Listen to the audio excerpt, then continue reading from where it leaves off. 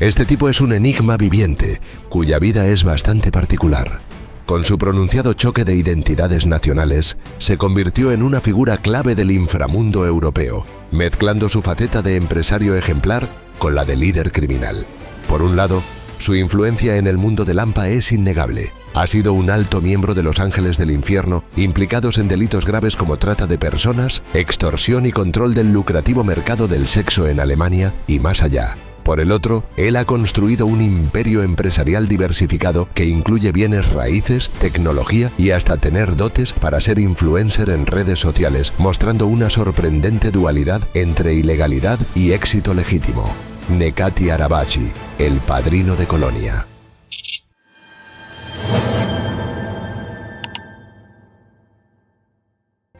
Corría el año de 1972 y mientras medio mundo intercambiaba flores, chocolates y cursilerías, en Colonia, Alemania, nacía Nekati Arabaci, justo el día de San Valentín. Sus padres, inmigrantes turcos de la aldea de Yeşildağ, que habían llegado buscando el sueño alemán, probablemente no imaginaban que su retoño acabaría siendo un personaje de esos que inspiran artículos con tono irónico y miradas cómplices entre los lectores. Creció en una ciudad multicultural pero profundamente dividida. Ser hijo de turcos allí significaba bailar entre el kofte y la bratwurst, entre el «aquí solo sois extranjeros» y el «pero integraos de una vez». Aquel muchacho, como tantos otros hijos de la Gastarbeiter, tuvo que lidiar con esa delicia existencial de no ser lo suficientemente alemán para Alemania ni lo suficientemente turco para Turquía. Aceptémoslo. La identidad turco-alemana es un cóctel molotov de contradicciones. Sus mujeres, por ejemplo, cargan con el estereotipo de sumisas oprimidas, aunque sean profesionales y ganen más que sus parejas. Y los hombres, bueno, a ellos a veces les toca el rol de peligro potencial. Ya sabes, los típicos prejuicios occidentales sobre el mundo islámico. Criarse en una familia migrante en Colonia significó ver de cerca el distrito rojo, los negocios grises y esa delgada línea entre la supervivencia y lo ilícito. Un limbo identitario que a veces se resuelve con éxito académico y otras con contactos poco honrados. No hay muchos detalles sobre cómo el joven Nekati pasó de niño bicultural a pesados antecedentes penales. Aunque claro, todo gran éxito suele tener un origen humilde. Eventualmente, se convirtió en el gorila que te miraba mal en la puerta de los antros de Colonia. Era el portero de un club nocturno, una especie de aduanero del vicio, pero con más musculatura y menos escrúpulos. Pero lo que para otros sería un oficio aburrido y un tanto arriesgado, para él fue toda una escuela. Entre comprobar carnets y echar borrachos a patadas, ese muchacho descubrió el verdadero negocio, el que ocurría dentro, donde las chicas eran mercancía y los clientes, carteras con piernas. Y para él, un tipo joven y con ambiciones personales, tomar nota de todo aquello era el escalón perfecto para pasar de cobrar para los demás a establecer él mismo el negocio. Así que cambió los brazos cruzados frente a una puerta por una agenda con nombres importantes. De repartir hostias pasó a repartir chicas por los prostíbulos del Ruhr. Todo era muy descarado. Mientras los alemanes normales compraban patatas y zanahorias en el supermercado, él montó su particular imperio como mayorista de frutas y verduras, según un registro fiscal de la época. Qué casualidad que sus melones y tomates coincidieran geográficamente con los burdeles Babylon en Colonia y Wiago en Leverkusen. Un horticultor con mucha proyección, sin duda. Pero mientras facturaba berenjenas en teoría, sus matones extorsionaban a medio barrio rojo de Colonia y utilizaba testaferros para ocultar su participación directa y asegurarse el control total de los negocios. Su receta para el éxito era simple. Primero controlaba porteros de discotecas, convertidos en sus soldados. Luego imponía tarifas de protección a burdeles, su modelo de suscripción. Y luego se expandía por el Ruhr y Frankfurt, su plan de franquicias. Lo gracioso es que su empresa legítimamente constituida no vendió ni una patata, pero le sirvió para lavar millones. Hasta que Alemania se dio cuenta de que sus hortalizas olían más a perfume barato que a campo fresco. Para entonces, Nekati ya había repasado y puesto en práctica el manual del proxeneta moderno. Violencia con estilo, negocios con doble contabilidad y una red que llegaba desde los clubes de carretera alemanes hasta los chiringuitos playeros españoles. Tanto así que en el Kölner Ringe, la milla de fiesta de Colonia, sus matones no solo echaban a patadas a los borrachos, reclutaban chicas jóvenes con promesas falsas para luego meterlas en redes de prostitución forzada. Con el tiempo, sintió que era momento de dar un paso más. Buscaba nuevos contactos y desafíos, y fue entonces cuando decidió probar suerte en un club mucho más estructurado y peligroso. Los Ángeles del Infierno, a quienes conocía perfectamente desde sus andanzas como portero de sitios nocturnos, le terminaron abriendo las puertas. Y vaya si supo aprovecharlo. ¿Y quiénes eran esos tipos con ese nombre tan extravagante? Pues no eran exactamente un club de moteros amantes de los paseos campestres ni de la poesía. Fueron fundados a finales de la década de los 40 como un grupo de veteranos rebeldes, y para este momento ya se habían convertido en una franquicia del crimen organizado con sucursales en medio planeta. Su negocio principal eran las drogas, la violencia y una actitud que hacía que hasta los mafiosos más duros se lo pensaran 2 veces antes de mirarlos mal. Eran temidos no solo por sus delitos, sino también por sus métodos de trabajo. Disputas territoriales, bombas y tiroteos marcaron una época oscura en el mundo de los clubes de motociclistas, como ocurrió en la Guerra de Moteros de Quebec entre 1994 y el 2002. En ese conflicto, la competencia no se toleraba, se eliminaba, literalmente. Los Outlaws y otras bandas rivales aprendieron por las malas que husmear en los asuntos del enemigo equivalía a firmar su propia sentencia de muerte. Pero lo más brillante era su imagen de forajidos románticos. Solo míralos, posados desafiantes sobre sus Harleys, con sus chalecos de cuero, su pelo largo y tatuajes, y ese logo que grita «No me invites a tu boda». Su particular estilo de vida, con alcohol, peleas y 0 hipotecas, es la fantasía húmeda de todo oficinista harto del sistema. Este estereotipo fue eternizado por diferentes producciones artísticas y le otorgó a la banda un aura de rebeldía que en realidad solo servía para esconder su verdadero negocio. Hasta sus gestos son puro teatro, besos entre machos para escandalizar a las mentes más decentes. Nuestro protagonista adquirió parte de ese estilo. No tiene el aspecto del típico capo neoyorquino o siciliano, vistiendo un traje impecable y zapatos de cuero. Este tipo no disimula sus tatuajes, prefiere el cabello largo y si bien es difícil verlo con chaqueta de cuero, tampoco es que use traje. Un logro excepcional en él fue unir a los miembros turcos y alemanes de la banda. Al fin y al cabo, ¿qué mejor pegamento que el dinero sucio y el odio a la policía? Para mediados de la década del 2000, ya era presidente del capítulo de Colonia, una ciudad tan industrial como propicia para ciertos emprendimientos. Bajo su tutela, los Ángeles del Infierno de la región del Ruhr no solo crecieron, sino que se reorganizaron con la eficiencia de una multinacional. Eso sí, una muy particular, donde los despidos son con cemento en los pies. Lo mejor, que incluso desde la cárcel seguía manejando sus asuntos. Porque claro, al tener tantos negocios abiertos, unos más sospechosos que otros, la policía alemana eventualmente decidió que había que investigar, simplemente para verificar que este hombre dijera la verdad. Tras años investigando su red, que controlaba porteros, burdeles y medio mundo clandestino del Ruhr, finalmente le pusieron las esposas en 2002.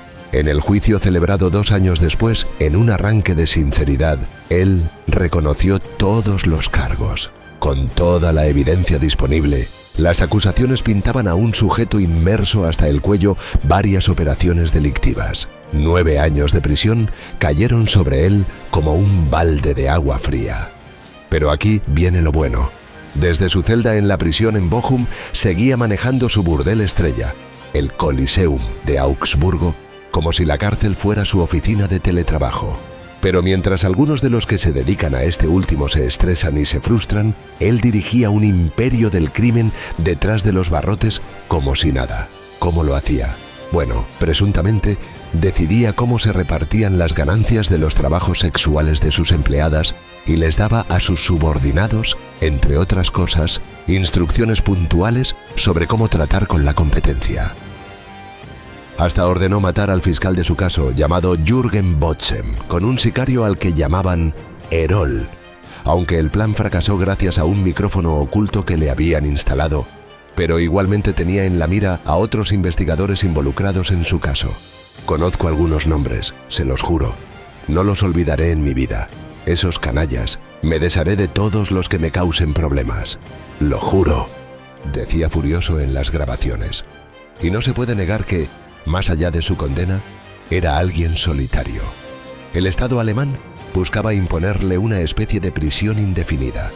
Todo marchaba sobre ruedas, hasta que aparecieron las transcripciones oficiales, plagadas de errores garrafales y confusiones épicas que le restaron contundencia a varias de las acusaciones. ¿Qué podía esperarse entonces? Lo obvio, considerando que se encontraba en un país con Estado de Derecho. Las acusaciones fueron desestimadas. Al principio, el fiscal se tomó todo aquello con calma, aunque no sin precauciones. Sí, salía con escoltas incluso para pasear al perro y calificó las intimidaciones como un simple teatro. Pero con el tiempo, la paranoia se volvió insostenible, hasta el punto de ser declarado no apto. Él mismo resumió su estado en los siguientes términos: esto ya no es una vida, es un infierno, una prisión. Pero para fortuna de ese pobre hombre atormentado, el presidiario fue deportado a Turquía en 2007. Alemania respiró aliviada porque el trato era que jamás pisara ese territorio de nuevo. Graso error.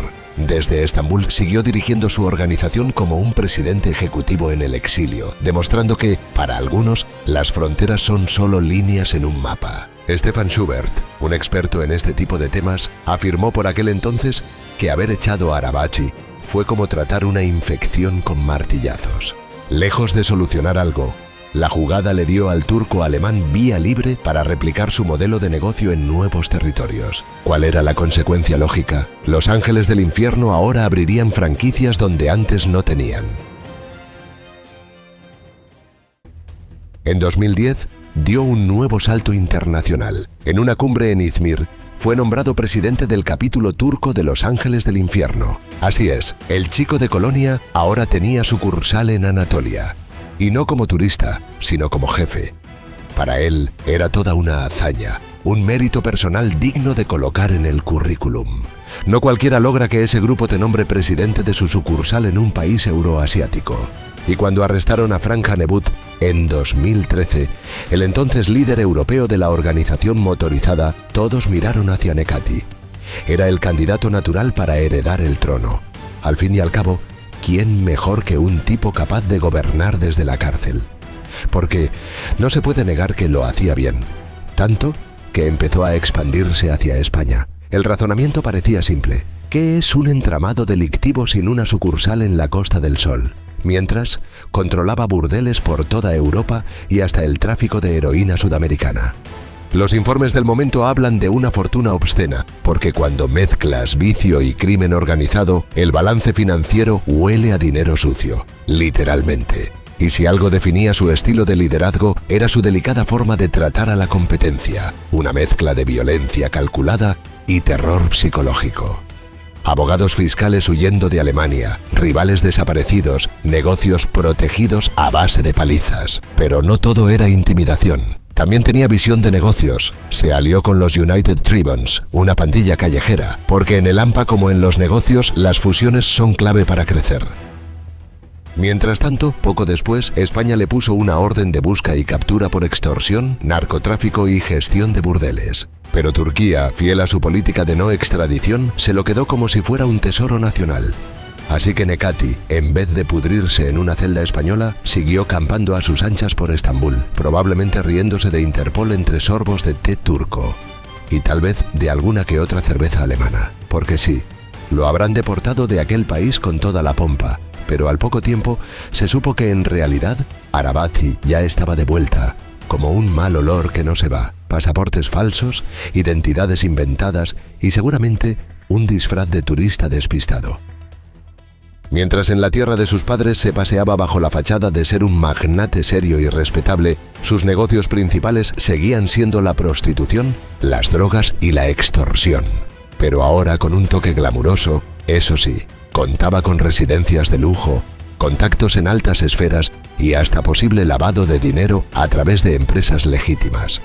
A la par, sus fiestas privadas y contactos con la élite dejaban mucho que desear. Claro, esa élite probablemente incluía más empresarios deshonestos, delincuentes y moteros que empresarios, pero ¿quién es quién para juzgar? Y realmente es una dualidad muy interesante para alguien que no tiene la típica apariencia mafiosa. Por un lado, es el jefe de esos moteros en varias partes, lo que básicamente lo coloca en varias listas criminales. Por otro, es un empresario con negocios en bienes raíces, tecnología y quién sabe qué más. Pero cuando mezclas ambos aspectos que pudieran darse la mano sin llegar a apretarla, hasta el contable necesita un abogado. Lo genial de sus estrategias es que cuando la policía pregunta de dónde salió el dinero, puede soltar términos como blockchain o capital riesgo y ver cómo se les apaga la mirada al intentar pescarlo con las manos en la masa. Aunque claro, siempre hay campo para la paranoia y los retos para las autoridades. Según se dice, después de que unas personas aparentemente desconocidas le vaciaran un cargador en una reunión, dejando varios de sus socios tiesos en el acto, él entendió por la fuerza que en su mundo hasta el café podía estar envenenado. A partir de entonces, se convirtió en un ermitaño con escolta. Solo los más leales, o quizá los más tontos, se atrevían a acercarse, pero ni así se salvó de los sustos. Su organización era un nido de víboras donde cada socio era un posible traidor y cada reunión una potencial emboscada. Para mantener el control, Nekati no dudaba en limpiar la casa cada cierto tiempo, dejando un reguero de cadáveres ocasionalmente. Entretanto, él disfrutaba de un arresto turco a partir de mediados de 2018, cortesía del Estado, pero para septiembre fue liberado por falta de pruebas. 2 años después, repitió la jugada, arrestado en julio y libre antes de que se pudrieran las verduras de su antiguo negocio fachada. Una y otra vez, él parecía encontrar la manera de escapar a la justicia, reforzando su leyenda como uno de los líderes criminales más esquivos y temidos de Europa. En 2023 se supo de otra detención suya a manos de las autoridades turcas en Çeşme, Izmir. Interpol lo buscaba, Turquía lo escondía y Alemania soñaba con extraditarlo. Aunque claro, los planes no han jugado mucho a favor de ellos. Tanto así que bajo las luces de Mónaco, Nekati Arabaci demostró un año después que, tristemente, el delito paga. Y muy bien. Mientras se supone que muchas personas quieren colocarle las esposas en las muñecas, él, muy fotogénico, posaba entre yates y champán. Este es quizá uno de los aspectos más controversiales de su trayectoria. Aparentemente, cuenta con demasiada libertad para viajar e invertir en casi toda Europa, a pesar de las múltiples acusaciones en su contra, sin juicios, sin barrotes, sin preocupaciones recientes. Lejos de eso, estaba convertido en toda una celebridad mientras caminaba por aquellas calles monegascas. Sí, no es una exageración decirlo. Ha cultivado las habilidades de un influencer para viralizar su estilo de vida opulento, publicando contenido en redes sociales como Instagram y TikTok sobre autos de lujo, ropa fina, relojes caros, su paso por hoteles y restaurantes y demás. Así, actualmente tiene 53 años y se le considera una figura controversial y notoria, a veces celebrada en redes sociales a pesar de sus antecedentes penales. Y si bien se cree que lidera una facción importante de los Ángeles del Infierno, no está muy claro hasta dónde llegan sus tentáculos, puesto que su facción mantiene desde hace años una rivalidad muy violenta con otra en Krefeld. En Frankfurt, cada vez menos integrantes quieren involucrarse en actividades delictivas, y en el Ruhr han tenido serios problemas con otra organización motorizada, el Satudarah MC. Si te ha gustado la enigmática historia de Nekati Arabaci, no te puedes perder la impactante historia de los Ángeles del Infierno, uno de los clubes de motos más peligrosos del mundo. La historia la tienes justo ahora en pantalla. Esto es Historia sin Tiempo.